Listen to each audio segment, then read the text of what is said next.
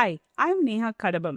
Welcome to Mind Talk, Inside Young Minds.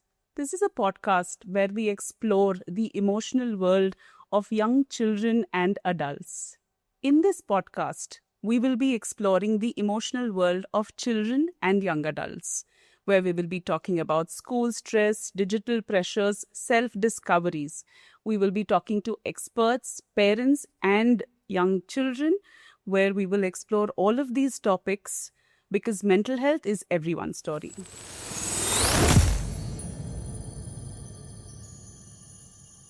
Today with us, we have Miss Suman Bolar, who's a very special guest. She's been a writer, communications consultant, and a school administrator at Innisfree House School, Bangalore.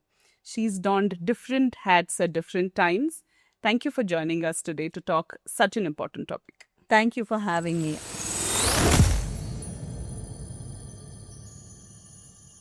And you're right, it is a very important topic. Let's dive in. Great. So tell me first of what was your calling or what was your interest in moving into the role of as an educator and as a school administrator? So I am actually a writer. And I had my own career in that field in communications. My mother is the educator who set up Innisfree House School 4 decades ago. Oh, wow. Okay. And about 12 years ago, she asked me to come in to help her with something. One thing led to another. Okay. And I ended up exchanging my career in writing for a career in education. Yeah. I think that the various hats that I've worn, so you take food writing, you take communications, they all lend themselves to the area of school administration because they're all about communication, they're all about clarity of thought, and they're all about problem solving. And when my mother asked me to join the school, I had no qualification to do that. But I did have these skills.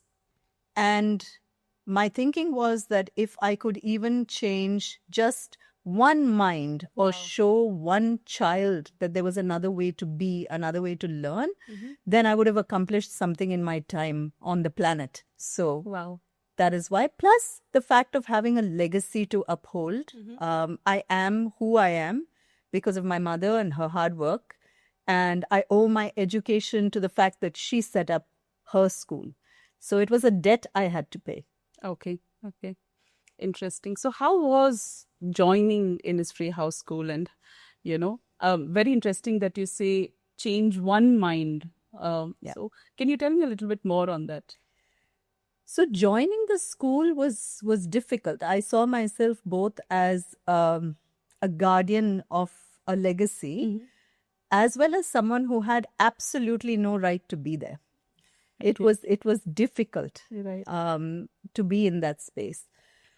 The reason I felt that changing a mind was important was because of I am also a mom. I'm a mom. I raised 2 boys and I saw things that their friends struggled with. I saw the things that they struggled with. I saw the kinds of challenges they faced in schools. And I had formed my own opinions about why those challenges were there and what could be done about it. And a lot of it just boiled down to changing mindsets. So that's why, for me, the idea of being able to change something, to push the needle, was appealing. Wonderful. So while you did tell us about raising 2 boys, so what was that personal experience of yours of raising 2 boys, and how did that affect you as a school administrator? Okay. My husband and I are completely aligned on our parenting philosophy. That's good to know. Yeah, it is. And it was very different from a lot of our peers. We believed in the idea that our role as parents was to make our children as self-sufficient and independent as possible. How beautiful. Which meant that a lot of the time we let them be. The only rule in my house when the boys were growing up was don't lie to me. Okay. And the only time they got grounded was when they got caught lying. Okay. We didn't say no a lot. We had a framework. It was informal. It wasn't something we had planned. It was an informal framework in place where there were certain things we did as a family. So if everybody was at home at dinner time, nobody was eating in their rooms. Everybody was eating at the table. No phones allowed. And that meant me and my husband as well. Very nice. So we had little rituals like that. And I found when I joined the school that there was a profound disconnection in families. People were eating their food at different times of day, let alone different places, different times of day. And there was just a lack of connection. For me, there was also, because of how I was raised, my mother was a trailblazer in her time. She did a lot of things that other women didn't do in her time. Interesting. And so for me, raising boys was about teaching them to do things that boys typically didn't do. Right. So my boys were packing their own food. Oh, wow. Everything was kept ready for them, but they would pack their own lunches when they were 7, when they were 10. There is still that bit of independence that sort of comes in. Yes. They know they have responsibility to do. Yes. And it's not all mom's job. Right. When I took on the role of school administrator, I found that a lot of there were a lot of social constructs around boy versus girl. Yeah. How a girl should learn, how a girl should be, how a boy should be. Right. So that was one area where I thought I could change things. Also, having witnessed the struggles, the academic pressures put on other children, I didn't see why it was necessary. My children succeeded, they did well.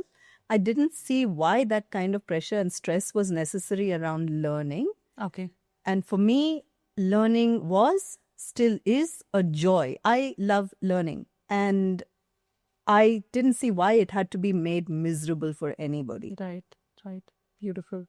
So I think there's one thing that stuck to me is family ritual of having dinner together. I think it's so beautiful and it's so important that as every family, it could be anything. It could be having dinner together or, starting your day together or whatever way suit the family. It's so important to ensure there is something that sort of brings the family together. Today, people have different choices of what they want to watch. So, everyone's watching different, either on the TV or on the phone.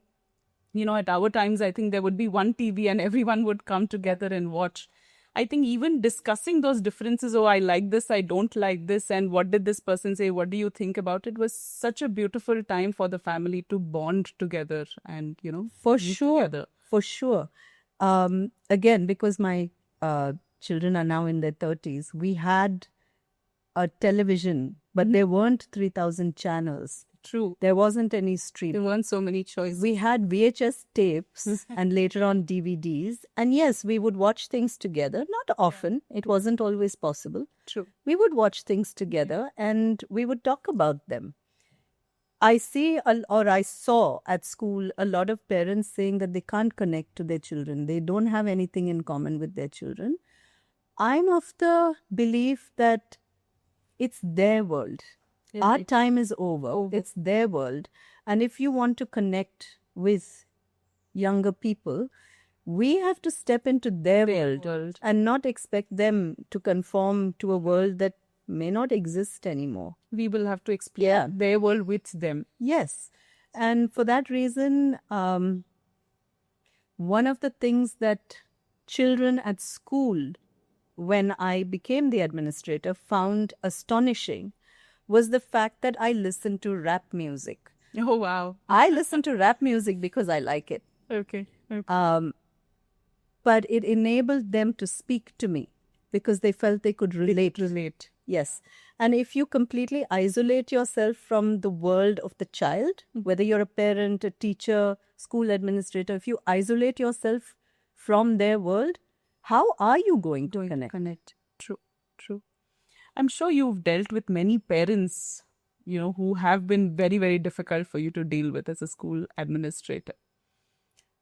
How do you think, or what were some of the challenges that you faced generally and specifically when it came to, mental health, keeping the mental health of children in mind? I actually didn't deal with a lot of parents. I dealt with problems. And I don't think of either children or their parents as problems. Right. For me, the biggest thing that I saw was the biggest thing that got in the way of mental health was stigma and denial. These two things. If we called a parent to say, we observe these changes in your child, do you think it's worth exploring? There was always, or not always, there was often defensiveness. And that got in the way. And I think that if parents can, I think the biggest thing that parents can do for their children vis-a-vis mental health, emotional well-being, is to learn how to manage their own emotions.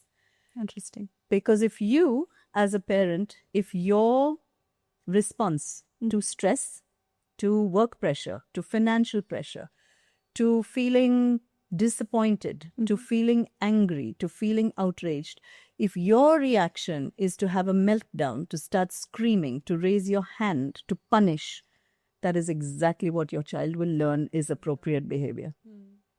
So for me, it was about helping parents help their children. Help yourself, and then in that way. Exactly right. Yes. Beautiful, beautiful. I think very important aspect that when I talk to parents as well that I bring out is don't show only your victories. Talk to them about your failures also, your downsides also, where, things as in difficult or challenging. But at the same time, talk about healthy coping, or how do you manage stress or financial stress or work pressure or anything else or change itself. Yes. And that's beautiful. Yes. I don't think many of us, particularly in India, I don't think many of us were raised with those skills. We were taught how to solve complex algebraic equations. Correct. We were never taught how to, at least my generation was never taught how to handle things like fear, disappointment, failure. And my view on failure is that it's not fatal. Failure is not fatal. It's not, It gives you opportunity. And very often we find what we want to do by way of elimination. So failure is a way of eliminating and taking out what's not necessary in your life. And you learn so much. All pain has purpose. Right. That brings me to the next point. Many times when I've had conversations with school, talk to them about why mental health is important in school. There's a mental health curriculum that is important at school. Let alone just having a counselor on school campus. There are school administrators who've told me things like, I rather invest into a playground or a better science lab. Why should I invest into something like this? What are your thoughts on that? Because I know you've made a lot of changes when it comes to bringing mental health in the school. So, tell us a little about that. Well, of course, first and foremost, the well-being of the child who is in your care for 6 to 8 hours a day. But I want to tell every school leader, school owner, school administrator that it is in your best interest to have a student body that's in good mental health. Because one child in poor mental health self-harms or worse, the parents and society at large are looking for someone to blame. Right. And it could very well be the school. And so primarily you need to have empathy for the children who are in your care. On top of that, you need to invest in your own protection by providing these services. By providing, it's not just services, as you said, it's not just, making a counselor available. It's having proactive policies in place. Do you have an anti-bullying policy? What is the channel for somebody to report an impending problem? What is the mechanism for interpersonal issue resolution? How does somebody view a visit to the counselor. When we first had a full-time counselor at school, she had absolutely nothing to do because children wouldn't No one come. would visit. Right. Nobody would visit her because it was so deeply stigmatized. So then at That this area of the school where no one goes. Exactly.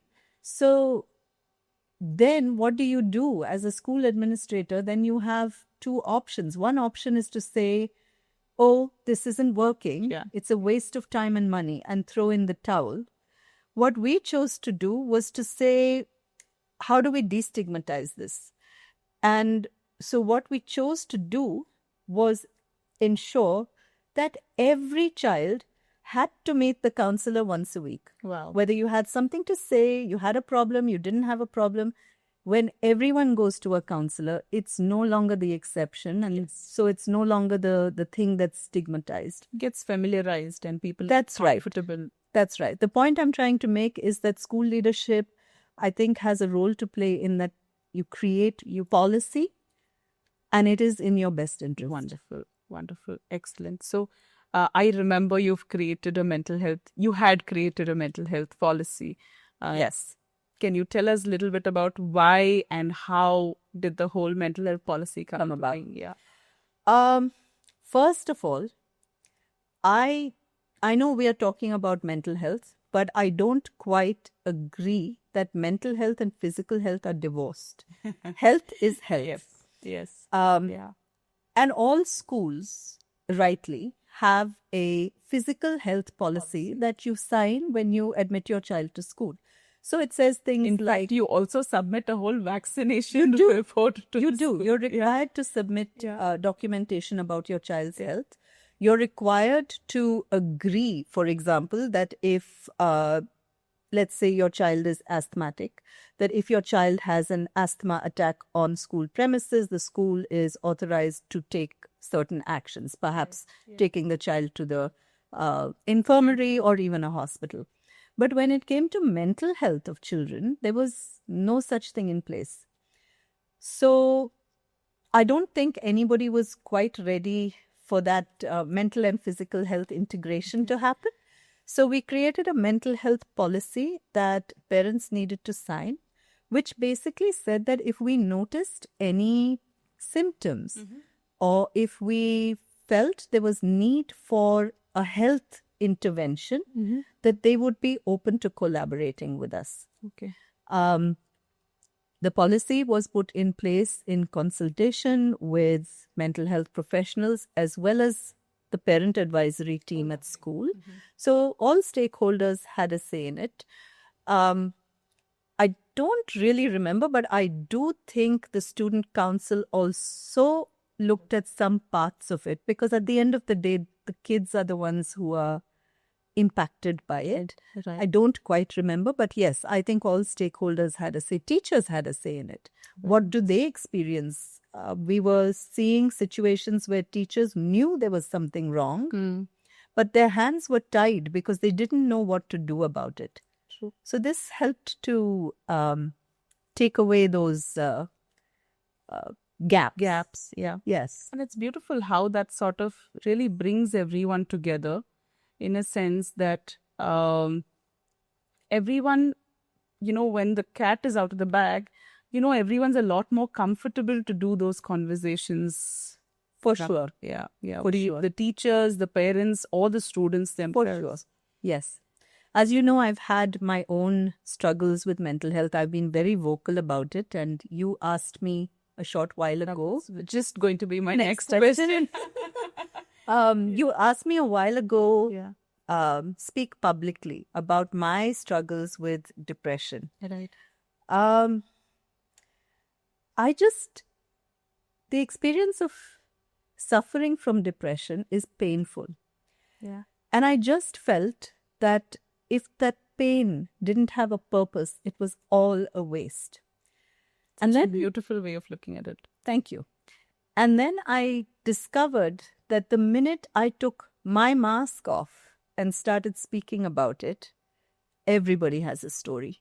Wow. Everyone. It takes just one person to open up and everybody else opens up as well. And you discover that it's not so out of norm. Yes, it's not so off norm as one would imagine. Yeah. So that was for me something that I really wanted to do at school, was to empower children and the parent community and the teacher community to speak about mental health as well as their physical health. Nobody thought twice about being able to say, I have a headache. I can't come to school today. But there were children who were really struggling with anxiety and panic attacks, hypervigilance, hyperventilation, and they couldn't say it to anybody. So I wanted to take that away because I knew that the minute you did, it destigmatizes. Again, we come back to the stigma thing. Stigma part of it. Yeah. Do you think, I think, first of all, I'd really appreciate and thank you because I think it's amazing to see how when one person speaks up, Yes. it makes difference to so many people around you. They're a lot more comfortable to probably come and talk to you because they think you understand, you've been there, and they feel they won't be judged. Because, sure. you know, they know they're going to be a lot more comfortable. Have you ever noticed that it ever came in as a barrier because you spoke about it? No. Wow.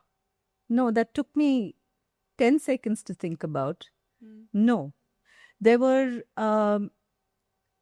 people who have come up to me at school, teachers, for example, some of the children, one or two parents who have seen the work that I've done in the mental health space and said to me, you're very brave. I don't see it that way at all. It didn't take bravery. It just took a moment of deciding that I'm not going to hide my truth. This is who I am. It didn't take bravery at all. And I don't think at any point I have ever been in a situation where my speaking about it has been an impediment to anything I've wanted to do in my life. I think depression, anxiety, bipolar, many of these conditions themselves can become impediments to your life. Yeah. But I have never found that speaking about it has been an impediment in any way. In any way. Wonderful. So, as any school, you know, the school owners say, why should we take care of children's mental health? Not our children, not our problem. And we're here for academics, so we're just going to focus on the drill of teach math, teach science, and, get them and make sure the school has 100% pass percentage. So why, I think we've covered, why should a school have mental health? How do you think, let's say if a school does not have something or, does have something but not good enough or, a little basic, how do you think a school should sort of imbibe mental health care for students, teachers, and the school overall? So first of all, you have to have a why.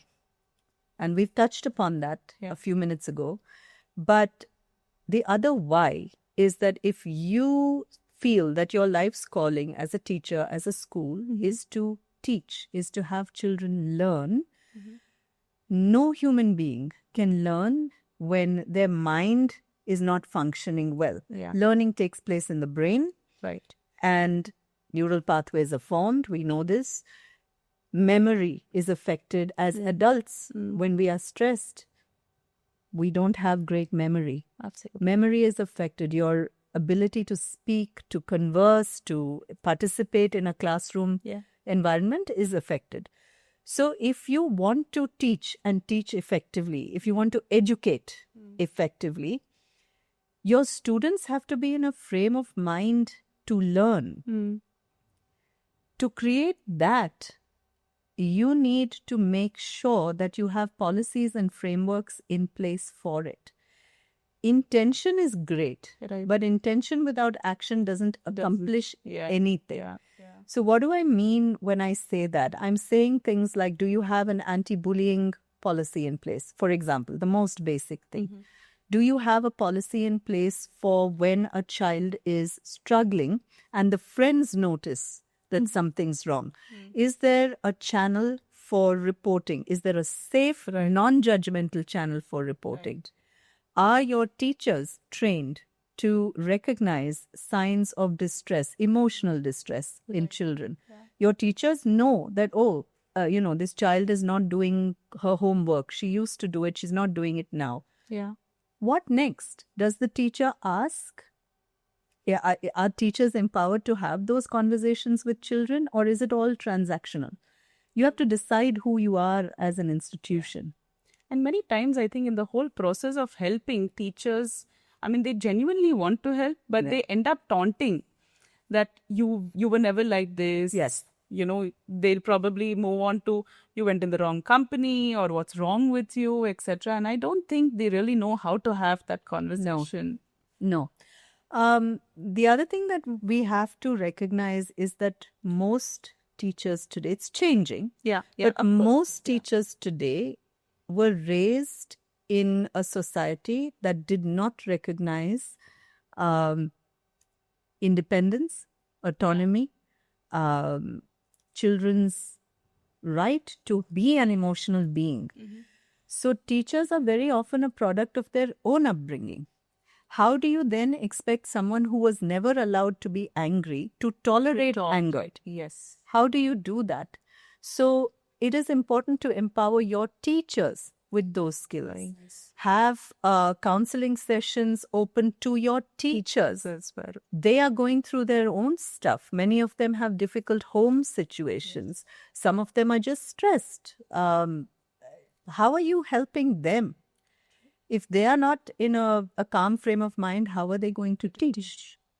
I think very similar to what we spoke about parents, about how they should be in a better mind space. Yes. While parenting and to be as a person. I think similarly it applies for the teacher as well. 100%. Where, they are in a better mind space, able to manage their mental health a lot more better when they are, not only when they are conversing with children, but a lot more when it comes to of how you're dealing with children. I think that because there's a lot of role modeling that would happen with the teachers. For sure. And we have to understand that teaching is not easy. Many of us as parents find it hard to deal with two children. Yeah. Teachers are in a room with 25 children. 25 to 30. And very often at a particular age group, these children rightly, if I may say, think it's their job to test the teacher. And if a teacher isn't calm enough to be able to deal with that and deal with it in a way that gets the children to stop doing it and pay attention to what she's saying or he's saying, you can't teach. How are you going to teach? And this is something I used to say. Teachers used to get tired of me saying, do not focus on correction, focus on connection. I've actually had a couple of people come and ask me, ma'am, what does that even mean? I think tell us more about that. It's very interesting for sure. Correction in the Indian school system is often punitive. There is punishment. You didn't do your homework, go stand in the corner. I can't tell you how many times when I was a student, was made to stand at the back of the room with my face to the wall. Correction evinces shame. And I don't think a child can learn or concentrate when he or she is feeling ashamed. Connection makes you feel safe. And when you're safe, you're open, your mind is open, you're willing to learn. So it goes back to what I said before about step into their world. How do you connect with children? And so I think for teachers, what it meant was, I would like you to spend some time at the beginning of each class. We had, of course, smaller class sizes, so it was doable. I would say spend 5 minutes at the beginning or end of each class just talking, asking them how was your week, asking them who's been sick, who's been fine, whose dad is okay, whose mum is okay, who watched an interesting play. True. I think it's important to connect. Commonly called as circle time. or Yes, listening some circuit, schools like- do it that way. Yeah, Yes, yeah. So certain it's times. just getting a pulse of how things are, and a Yes. check-in kind of a thing. Yes. And I think a small thing like that, but it's so powerful in the classroom Yes. setting. It helps establish rapport, make children feel comfortable with Yes. the teacher. Yes, and you actually know what's going on in your student community. Right. You know that someone is being teased. You know, even in those interactions, you can tell who's vocal, who's not vocal. Yeah. You can spot problems and head them off before they become big problems. Bigger problems. Yes. True. Earlier, you were telling about anti-bullying policy. Yeah. And I think many schools, or I could say most schools now, at least on paper, have an anti-bullying policy. How do you think schools can ensure that the anti-bullying policy is actually a lot more effective? Because with how many other policies, we still get so many cases of bullying that get reported, either as bullying itself or as trauma much later in life. So how do you think, or that schools, what should they do to ensure that this gets, cut off at an earlier point? A one-word answer would be enforce your policy. Enforcement. Right. That would be my one-word answer. We explored an approach called restorative justice, Right. in which it is not just about punishing somebody who's bullied somebody else. It's about having that person hear what exactly the impact of his or her actions were on the bullied person. Yes, as you rightly said, you can have a policy on paper. Yeah. It's meaningless if it's not enforced.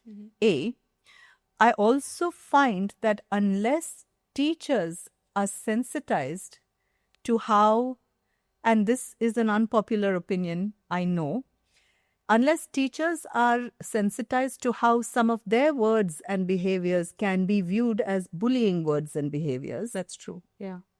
A lot of that goes unnoticed. Exactly. It flies under the radar. You, as a teacher, you may be having a bad day, but that doesn't give you the right to belittle. You may not think you're belittling, but you don't know the impact your words have on a child. Yeah. And unless the anti-bullying policy in some way, shape or form translates to guidelines for teachers that are enforced, monitored and enforced, it's very difficult. It's easy to put posters up on the wall. True. It's easy to say zero tolerance. But unless you're enforcing your policy, it's only worth the paper it's printed on. Very nice. I think beautifully said, where enforcement is important. And I think joining this with something that you told before, I think only when your school is a place that feels safe for someone to talk about, because I think every case of bullying, I think, has to be reported, and it will be reported or brought to the forefront only when they think that school is a space that will understand what I'm saying, will do something about it. And believe me. And only then the enforcement part of it, because otherwise it's not going to come out at all. Yes, absolutely. So, and we also saw for some children, home is not a safe place. So then if school is not a safe place either, where do they go? Yeah. Slip through the cracks. Yeah. And I think today, the work that we do at school, we see some children when they come to the counselors, they want to continue sessions. At some point of time, we say, the school has so many children. Yes. Okay. I think at some point, we don't want you to become dependent on us. We will have to look at, coping mechanisms that we'll have to figure things out, and we'll have to terminate sessions. Somewhere they're not very happy about it. And when you ask them and probe a little bit more, what they have to say is, there's no one to listen to me. Yeah. At home, there's no one who listens to me. And at school, I have a fear of being judged by my friends. And this being judged by friends could be out on social media. It's going to get recorded somewhere and you don't know where it's going to go. So they feel so comfortable when they are there in the counselor's room. They know it's the safe space where they can speak up, but there's no other place where they can speak up. Yes, for sure. I do think, though, that the peer group dynamics are changing to be more inclusive. I don't think it's quite as bad as it used to be. Yeah. I don't think the stigma is quite as strong as it used to be. Yeah. I think there has been a dent made, at least at peer level. Right. Yeah. I can't speak to intergenerational level, but at peer level, I do think there has been a change for the better. Thank God. Yeah, I know. Thanks for that, for sure. That brings me to the next question of, you've seen children over more than a decade. So how do you think, or do you think at all, is that there's been a change in the way children have been growing up, to the trends of how it has been? I mean, especially I would say one landmark event is the COVID Yes. that happened. How do you see changes over the years? So, Neha, I would actually put two markers in place. The more recent one is COVID, and yes, a very distinct difference in pre-COVID and post-COVID behavior, which I will come to. But much prior to that was the proliferation of social media. True. I don't think we can talk about anybody's mental health, not just children. Our own mental health, without recognizing the role that social media played. Yes. So if I look at the social media marker, once children had access to social media, nothing was private anymore. Nothing was real anymore. Everything was for show. Everything was performative. Yeah. It was for show. It was not just to show your peers what you were doing and what a great life you had. True. It was also, in some cases, to show your parents that, true, these are my friends and these are the good things I'm doing with my friends. So cool. It's cool. I do think that even for myself, I'm still in touch with my school friends and my college friends, and we connect on WhatsApp. I think that even for myself, social media has fooled us all into thinking we still remain connected. We don't. If you want to wish somebody a happy birthday, pick up the phone, hear their voice. It may sound terribly old-fashioned, but I believe it's important. The best way to connect that. I think so. Yeah. So with children, a lot of their connection now seems to be via device. True. Rather than actually having conversations with one another. Yes. That was a big change that I saw. One was also this sense of this erosion of trust. When I was at school, if I confided in a friend and my friend broke my confidence, there was a limited group to which that could go. Today, if I'm in school and I confide in a friend and my friend breaks my confidence, it goes to the world. Yeah. And it cannot be forgotten or erased. True. And I think that made a generation of students wary. Yes. There was a wariness that came in. Trust issue became a lot. There was a wariness that came in that wasn't there prior to the advent of social media. And then the second thing was COVID. COVID was very damaging. Children of all ages, they just lost social connection completely. True. And they became even more device focused. Because any connection had to be through the device. It had to be through the device. There were milestones missed. What we saw at school was that the 7th graders who came back to in-person school in grade 9 or 10 hadn't had 2 years to get all their adolescent drama, hormones, rebellion. They hadn't had those 2 years to get that out of the way. And so when they came back to school in grade 9 or 10, and we were expecting them to buckle down as a 9th grader or a 10th grader and focus on academics, they couldn't. A lot of things were just bottled up. Yes, there was a lot of rebellion that hadn't come out. There was a lot of They had even forgotten how to interact with each other. Yes. They had forgotten to say to a teacher or to one another, good morning or hi or how are you? They had forgotten. Yeah. I remember there were kids who would come back and say, I don't have to be dressed or I don't have to look in the eye and talk to someone. And I think that something as small as looking in the eye and talking to someone was hard when they got back to school. Yes. Yeah. I actually had a couple of children come and tell me it's all too much. I think there was an overstimulation that happens suddenly when you've got 20 odd kids in a classroom and a teacher making their own noises. Own noise. Yeah. They loved being back at school because they'd been cooped up for a long time. Some children had less than optimal home environments. Yes. Even in the good home environments, people were working from home. True. So although you were there as a parent, you weren't there as a parent. Physically there. You were physically present, but not there. And so it was all, I think it was a very difficult time. And yes, mental health tanked during that time for all of us. Yes. And I think while people were caught up in their homes, sometimes people didn't have their own space. True. So it became, more like an invasion of personal space. True. And that sort of led to a lot of family conflicts and issues as well. Yes. And that impacted children.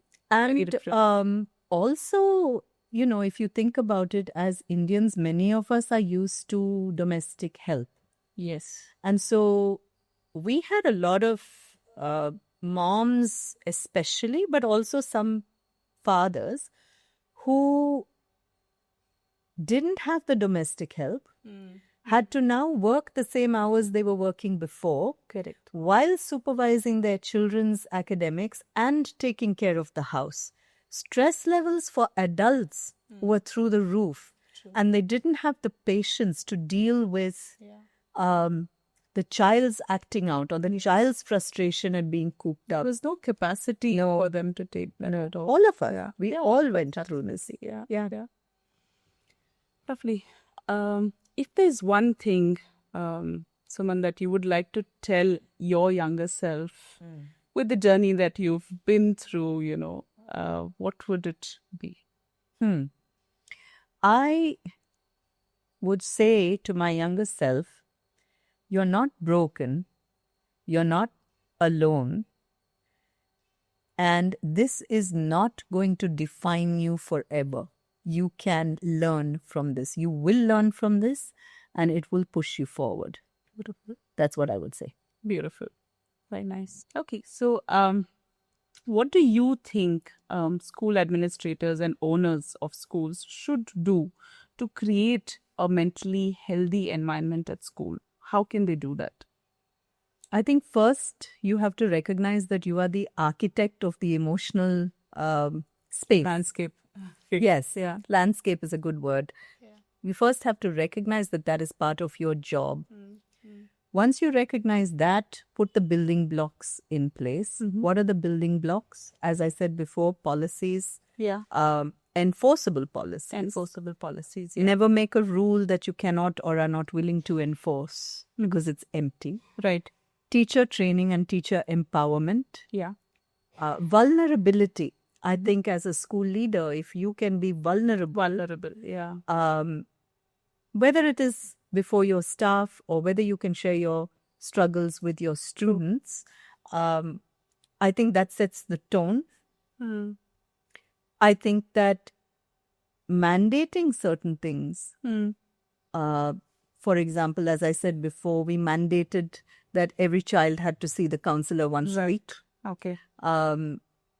Put things in place, put a framework in place. I think that's the role of school leadership. Lead from the top. It comes from the top.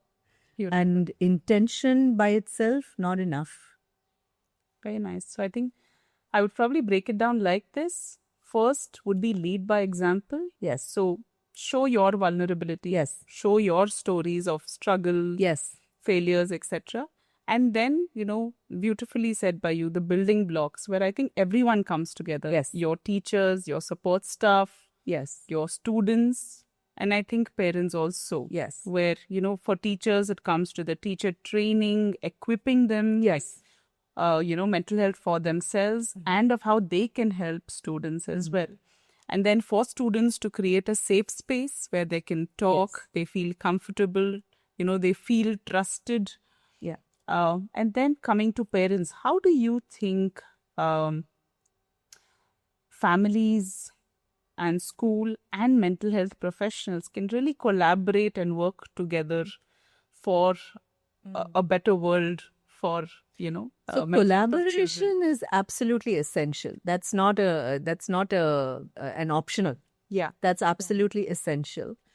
And because children are in a school environment for so many hours in the day, my belief is that the school is the fulcrum for that. Okay. So very often you will have parents who don't know where to go, who don't know what resources, who don't even know there's a problem. If the school can identify that there is a change in a child, there is an issue, if the school can identify resources where you as a parent can get help, then it's up to you as a parent to decide whether to utilize those resources for the well-being of your child or to just say, no, this is not for me. Yeah. But I think the school is then the fulcrum. So even if you have, as a school leader, even if you have limited resources, to implement your own internal system, maybe you can't afford a full-time Support, yeah. doesn't, your suit strength doesn't support that. There is still a lot you can do. You can compile resources, you can train your teachers, there's a lot of free content available to you. Make sure that your role as the fulcrum for disseminating information, for connecting parents to the problems that their children might not show at home or that the parents are too busy to see. Identify. I think that goes a long way. Another thing I want to touch upon here is that very often as a school, we didn't know what was happening in the family dynamic. So we had many cases where there was something going on at home. Maybe there was an impending separation or divorce of the parents. Maybe a divorce had already happened.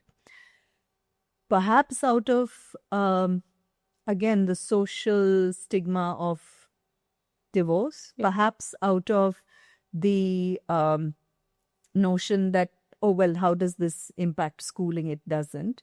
We didn't know some of those things were happening as a school. But the impact on the child was very, very visible to us. And so as parents, what you can do is let the school know if there's something happening at home. Let the school know if someone in the home is dying. A key figure like a grandparent or even a parent. Even a pet. Yes. Let the school know that your child might not be in a great frame of mind. For the school, let the parents know what you observe. And these conversations can be very sensitive. Yes. So my input to school leaders or counselors would be, when you're speaking to parents, the approach to take is one of observation. I observed this, not of opinion or judgment.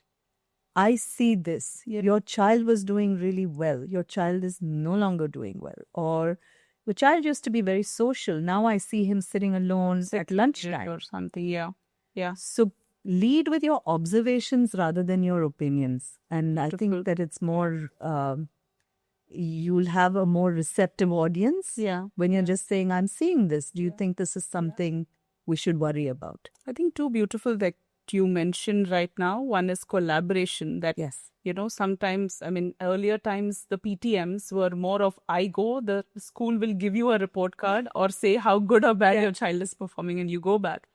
But I think it should no longer be that, whereas it's a conversation where, even parents are giving information to school about the child, so it's a collaboration. It's actually a teamwork of how school and families can actually work together to ensure that, it's not like, oh, that's another world and this is another world for the child. It's all blending in together. Yes. I think that's one very good point that you brought about. And the second thing that you mentioned about how sharing your observations rather than your opinions, I think that also is a very important thing where you don't pass judgment Yes. that your child is not doing good or it's not, up to the mark, but it's more of you're observing and you're sharing that, and that way the conversation becomes a lot more safe to have, and it's going to develop into something more constructive rather than destructive. Yes, if I say there's something wrong with your child, I think there's something wrong with your child, then you are immediately defending your child as you should. True. As a parent, that is your job. And then you don't get anywhere. When these things are in silos, the child slips through the cracks. And you don't get anywhere. That brings me to the next question of sometimes having conversations with parents. The moment you call up and say, you need to come to the school, we need to talk to you, I think that itself takes parents aback. What has happened? First, has my child done something wrong? Yeah. Has he broken a rule or has she broken a rule? Or so sometimes having conversations with parents are difficult. How do you think we can have or we can make these conversations easier? As I said, go with observation rather than your judgment. This is not an accusatory thing. Make it clear that you are acting in the child's best interest, because everybody wants what's best for the child. True. However misguided a parent may be in how they choose to address something, the intent is to do right by the child. Sometimes the action doesn't align with that, but the intent is for the good of the child. So if you can convey that, then I think half the job is done. And the other is to encourage the parent to share what's happening at home. Share without fear of the confidence being broken. One of the things that a lot of parents fear, because they were subjected to it, is, if I complain or if I share something, my child will be targeted. There is this word, targeted. So you have to find ways to mitigate that perception. No, your child will not be targeted. This conversation stays here. So maintaining the confidentiality. There have been times at school where, other than red flag cases, as a school, you're a mandated reporter. So if there is, for example, a POXO situation, child sexual abuse, or if there is a child who is threatening to harm self or others, you are mandated to report it. However, we have had other situations outside of those circumstances where the counsellor didn't share with us exactly what was happening, shared with us that there was a problem, and we facilitated the parents and the counsellor meeting and stayed out of it. So then there's no fear or harm of having somebody take it out on the child, of sharing something inappropriate that nobody wanted shared. I think that becomes so important, because many schools that when we work with, they say, okay, this child has gone to the counselor's room 4 times. Can you tell me exactly what happened? Why did the child go? They've missed the science class and they've gone, So, I mean, sometimes, of course, it is in the best intent of children, but then sometimes it becomes inquisitive. Why is this child going to the counselor so many times? So it's so important that while there has to be collaboration, but there also have to be boundaries in those collaboration. As a school, you have to trust us as a mental health professional that, I am doing this in the best interest. And then the families has to trust that those boundaries of confidentiality and how much information is transcribed between each of these parties, and that becomes so important and vital. It does. Because if I think that my family affairs are going to be broadcast in the community, I'm not going to share them with anybody. If I can trust that that's not going to be so, then I don't mind sharing. Also, something very interesting that I think I've noticed is, with changing times, I think the landscape of Indian families are changing. I don't want to say dysfunctional families, but I would say the landscape itself of who is a part of the family, who is not a part of the family, and what are the dynamics are changing, and how do you think, because I think this is a trend that we've seen together with so many families across the decades, and how do you think that impacts the mental health of children, to how does that show up at school? I think it all comes back down to social connection. There was a lot that didn't work in the joint family scenario, but there was a lot that did work. So stress of any kind was spread across more people. Connection was intergenerational. Tolerance was therefore higher. I think families are finding ways to negotiate this situation by perhaps living in adjacent apartments, 2 generations. I do think families are finding ways, but not always. It isn't it's the exception rather than the rule. And I think that what then happens is that your children's social connection, socialization, if you will, is very dependent on you as a parent. That's one more burden you have to bear. Yes. Because somewhere you're responsible for the social connections that your child is building around. Yes. And so that then impacts mental health as well, in terms of, we know now that one of the keys to longevity is social connection. So if the child is only exposed to the 2 parents, and there may be very, very good reasons for that. True. But then what can you do to supplement that? How do you widen that circle? How do you widen the exposure for your child to different people, different points? So generational discussions or, connections. It doesn't always have to be, you're in this grade, so you're going to get exposure only to children of that grade or that age. Correct. And even just, just knowing adults from other walks of life exposes your child to different careers even. The benefit of knowing diverse people is huge. But with the family unit shrinking and with traffic and other hindrances, it's becoming more and more difficult to give your children that. That's something, that we all need to really think about. True. And I think also a lot of families going through divorce and single parenting also coming into picture, where, you see that the child is probably spending so many days with one parent and so many days with the other side of the family. And I think that also is changing quite a bit and impacting the child. It is, for sure. And those things have to be, at the end of the day, a divorce or a separation is a problem between 2 adults. It will inevitably spill onto the children. But I think what I've seen in a couple of cases is where the adults have been mature about it and have put the children's interests first. It has worked really well because, of course, no child thrives with 2 unhappy adults in the house. But a child can thrive with 2 separate but happy adults. Fully said. So we've spoken about this before also, about, as a mandate by the boards, they say you should have life skills classes in school, etc. We strongly believe a mental health curriculum at school is very, very important, and it's not those extra period, that has to be taken lightly. What is your opinion on that? I am 100% aligned with you on that. I think, as I said earlier, we are taught how to do algebraic equations, but not how to handle our emotions. We are not taught the neurobiology of emotion. Why do I feel the way I feel? And I think that as long as it's an add-on, as you said, life skills is just, it's just something nobody takes seriously.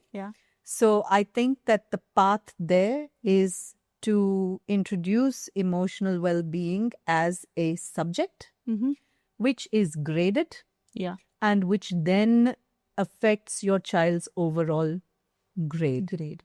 Because for whatever reason, in India, even now, even today, I think that parents find that grades matter.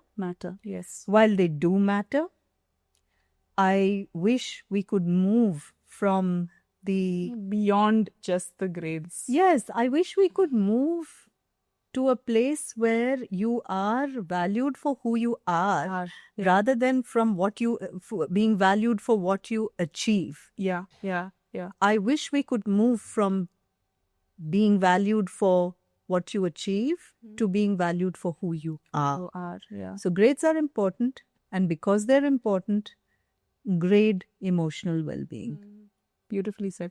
I remember, when we talk to schools and, we talk to children, they say, our parents said there are no marks for this. So it's Exactly. okay. You don't need to really bother about it. So while I do say, and I think we've discussed this before, it's hard to really grade mental well-being or something, but I think emotional understanding, Yes.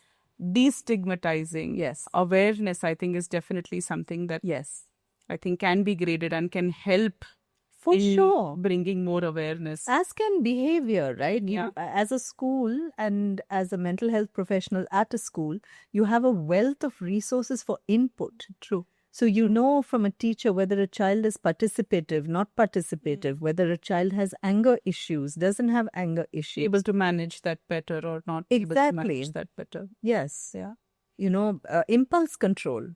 That's something we're seeing increasingly, right? A lack of impulse control, which is perhaps down to diet. We don't know yet the connection. We're seeing that. And so there, I think, is something that can be done for sure. Yeah. I think also of what goes into the curriculum, when we've been working on it, we look at, it sort of evolves every year. Yes. There were topics that, where we address things like dealing with rejection. We would use it much later, when it comes to the grades. But now we sort of bring it much earlier because, in this fast-paced world where everything is a click away and things are of instant gratification, children find it so hard to understand that, I have to wait for something or I can be told no for something. Yeah. And they don't know how to deal with those emotions. Yes. I remember a time when I took my children to an antique shop and there was a rotary dial phone on display and it was in working order. And so it was very exciting. Wow. And we wanted to show the kids how to do it. And so I asked my son to dial my number. Okay. He put his finger in and his comment... You have to wait for every number to go. His comment was, do I have to wait till that comes all the way back? Yes, you do. And they're not used to that. They're used to signals beaming up to satellites and coming back down in milliseconds. And so, yes, it's instant gratification. All of us are guilty, Neha. We have Swiggy and we're all guilty of instant gratification. Yeah, we are. True. With mental health coming to schools, where, we try and make schools so much more mentally aware and healthier environments, how do you think by doing that we can promise a better future for today's children? You can't promise a better future for them. And what gives me a great deal of hope is them, the children Themselves. Because they have access to information. Yes. They will show us the way. I really believe that the children will show us where we need to go and what we need to do.